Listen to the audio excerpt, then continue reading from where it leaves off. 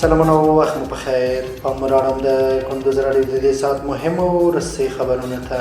نن دوشنبه د مرغومې 22مه نیټه ده چې د 2016 کال د جنوري له 12مې نیټې سره سمون لري.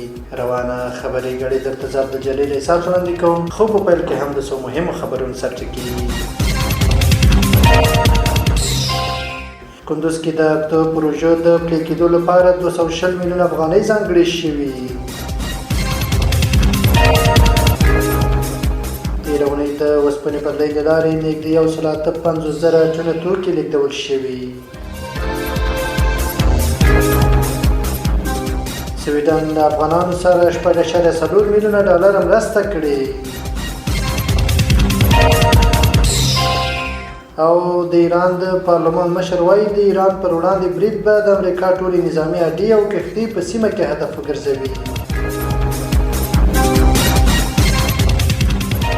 بشپړ خبرونه. کندوز کې د پروژو د پلي کېدو لپاره د 220 میلیون افغانۍ ځانګړې شوي. د کندوز د ټولګټو چارو ریاست مسؤلینو اعلان وکړ چې د 220 میلیونه او 140,000 افغانیو په ارزښت د دغه ولایت په بېلابېلو برخو کې 8 مهمې پروژې پلي کېږي. دا پروژې به د کندوز د عامه خدماتو په ښه والي، بنسټیزو جوړښتونو په پراختیا او د خلکو د ژوند د کیفیت د لوړولو لپاره عملي کېږي. د ریاست مسؤلین وایي دغه پروژې د ولایت په بېلابېلو ولسوالیو کې د زیربناو د پیاوړتیا، د سړکونو رغونې او د ټولنیزو اسانتیاوو د برابرولو لپاره مهم ګامونه دي.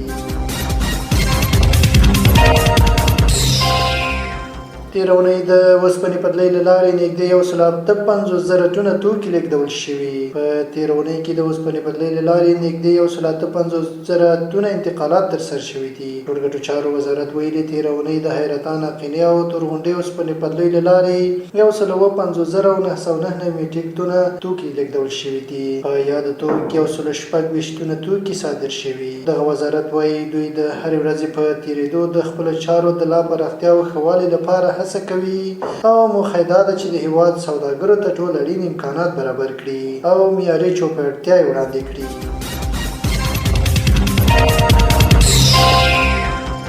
سویډن له افغانانو سره 4.4 میلیونه ډالر مرسته کړې. د افغانستان لپاره د ملګرو ملتونو ځانګړي امانتي صندوق ویلي چې سویډن له افغانانو سره 4.4 میلیونه ډالر مرسته کړې ده. دغه بنسټ ویلي چې دا مرسته په افغانستان کې د بې ځایه شویو ټولنو ته د بنسټیزو خدماتو وړاندې کولو، اقتصادي پیاوړتیا او د اقلیمي بدلونونو پر وړاندې د مقابلې لپاره ځانګړې شوې ده. د ملګرو ملتونو ځانګړي امانتي صندوق ویلي چې د افغانستان د وګړو ملاتړ حیاتي اهمیت لري.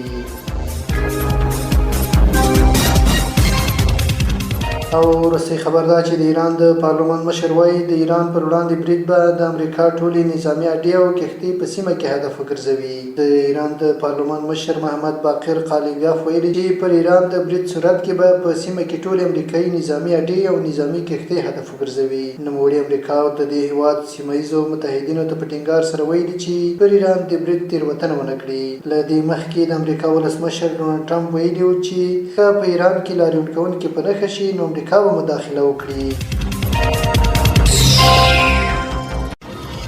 دا د دې مهال مهم وروستي خبرونه. تر بیا ښه وختونو لویه له عمل شه.